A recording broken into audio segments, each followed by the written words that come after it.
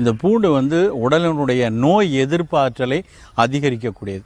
நமக்கு பல நோய்கள் வராமல் தடுப்பதற்கு அது பயனுள்ளதாக இருக்கும். இரத்த கொதிப்பு கூடாமல் இருக்கும்.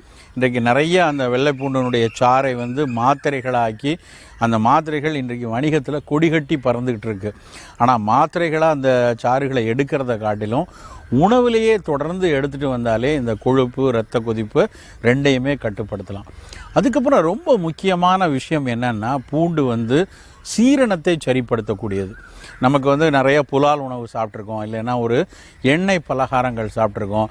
அதனுடைய கொழுப்பு நம்ம உடலில் அதிகம் சேராமல் அஜீரணம் உண்டாகாமல் நம்மை காத்து கொள்ளணும் அப்படின்னா வெள்ளை பூண்டு கண்டிப்பாக உணவில் இருக்கணும். திரிதோட சமப்பொருட்கள்னு அந்த காலத்தில் தாளிசத்திற்காக பயன்படுத்தப்பட்ட 7 பொருட்களில் ஒன்று வெள்ளை பூண்டு.